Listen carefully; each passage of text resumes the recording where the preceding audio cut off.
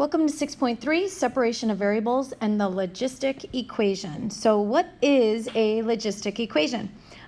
This is the rate of change of a population is initially proportional to the size of the population, but slows as the population approaches an upper limit that we call the carrying capacity. So the graphs tend to look something like this, and we start with the differential equation where we have k times y times the quantity 1 minus y over L, where L is our carrying capacity. So you can thank Mr. Bridey for this lovely picture of the draft, who has clearly surpassed its carrying capacity. But let's go ahead and derive the equation for this logistic equation, and we'll do so by using separation of variables and partial fractions. Okay, so here we go. We are going to derive the equation. We're going to solve this differential. Okay, so dy dt equals ky times 1 minus y over L. I'm going to divide by y times 1 minus y over L and multiply both sides by dt. So we're going to integrate the left side, integrate the right side, and in order to do this, since we have a product in the denominator, we need to use partial fractions. So we're going to split it up. Okay, so instead of L over y times L minus y, we're going to call that A over y plus B over that second product, L minus y. So if we multiply everything by this denominator, the y's will cancel here and we'll be left with A times L minus y, and the L minus y's will cancel here, leaving us with B times y. Just distributing the A, we get AL minus AY plus BY, and gathering the Y's together and rewriting this left side, this is really L plus 0Y, and the right side we have A times L plus B minus A times Y. So the A has to equal 1, which is the coefficient of L, and B minus A has to equal 0. Well, since we can solve this, B minus A equals 0, so B equals A, and A equals 1, so B also equals 1. So now we're going to go back to our integration with A being 1 and B being 1, and we now have this integral to solve. Okay, so we just broke it up, we separated everything, and now we can integrate 1 over y, which is ln of absolute value of y, minus integrating this guy. It's minus because we would do a u substitution for L minus y, and the derivative would be negative 1, so we'd pull that out and substituting back in. So that's why this is a minus. And then integrating this right side, we get kt plus c. Just simply switching the signs on every aspect, it's going to allow me to then use my log properties to condense that left side. And that's going to equal then ln of the absolute value of L minus y over y. So I can divide those arguments, equals negative kt minus c. Now, undoing this portion, we get L minus y over y equals a to the negative kt minus c. And we can just use our exponential properties to separate this to be e to the negative c times e to the negative kt. But what we want to do is let's clean this guy up. So if we call that b, so if we let b equal e to the negative c, then we're looking here and it looks just a little nicer, okay? And it's still all just a constant anyways. So now what we want to do is we want to solve for y, okay? So we multiply both sides by y. I add y to the other side, we factor out a y, and now we can just divide. So we get our logistic equation to be y equals L, which is again that carrying capacity, over B times e to the negative kt plus 1. All right, so let's use the fact that we just derived the logistic function to go through this example. So let's suppose the total number of people infected by a virus often grows like a logistic curve. Suppose that 10 people originally have the virus and that after 2 weeks, 330 people are infected. Assume that in the long run, about 5,000 people will be infected.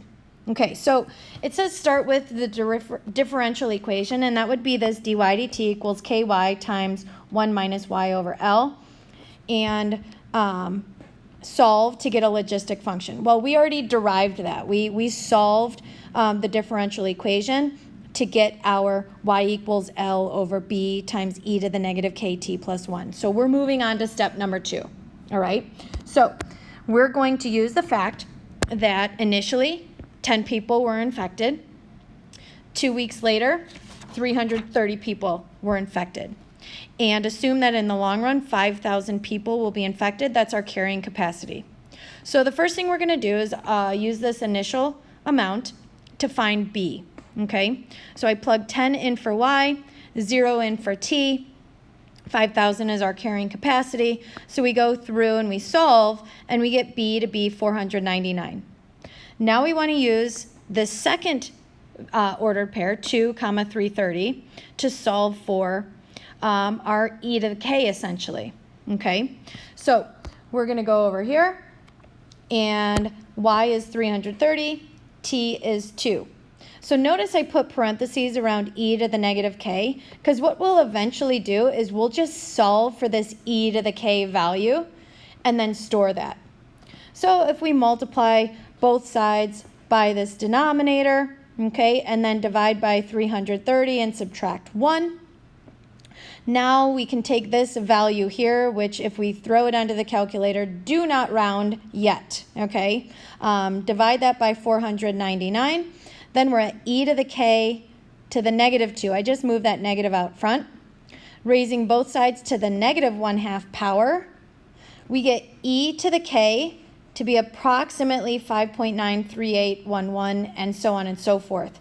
Store this value on your calculator, because we're going to use that from here on out with the rest of this problem. So then what's our logistic function?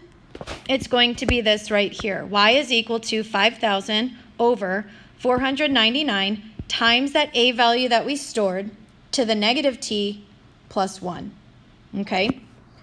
So now what I want you to do is look at part B, and I want you to estimate the length of time until the rate at which people are becoming infected starts to decrease. So my hint is take a look at the graph, okay? So here we go, we're looking, it's increasing, and then when does it start to decrease again? So hopefully you can recognize that looking at the graph, it's around this 3.5 week mark, okay? Where it starts to then start decreasing again and tapering off, okay? All right.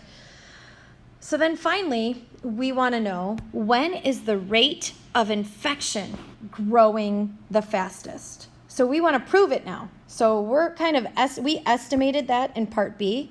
All right, when is the rate at which people are becoming infected starting to decrease? Or we can think about it, when is it increasing the fastest, and then it will start to decrease, okay? So if I want to know when the rate of infection is growing the fastest, I want to know when the rate has a maximum. So what's the rate in this situation? The rate is our dy dt, okay? Or our y prime, we can think of it. So if we look here, all right, I want to know when this is growing the fastest. So we need to take the derivative of this, all right? So taking the derivative and using our carrying capacity of 5,000, the second derivative, or y double prime, or the derivative of that y prime, is going to equal k minus 2ky over 5,000. If we clean that up, we get k minus ky over 2,500. We need our critical numbers, so we have to set that equal to 0. And when we do, we end up with y equaling 2,500. All right, now one thing we should notice is the derivative of this is very easy to find. So why don't we do that? So if we take the derivative of this green equation, so technically that's the third derivative, we get negative k over 2,500. Remember, k is a constant. So we could say this will always be negative, all right? It will always be less than 0.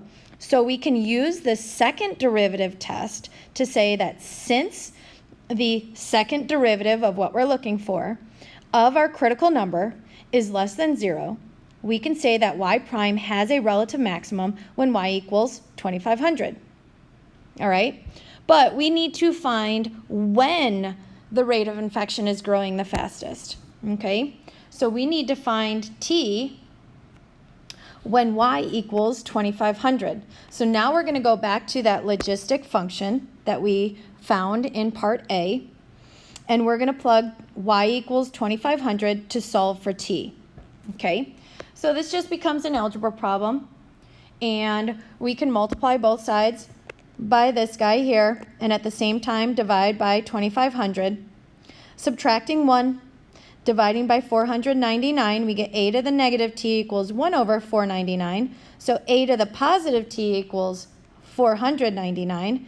And now just taking the log of both sides and doing some division, we get t is equal to ln of 499 over ln of that stored a value. All right, and what we should get is about 3.488 weeks is when it's growing the fastest. If you have questions on any of this, make sure you ask.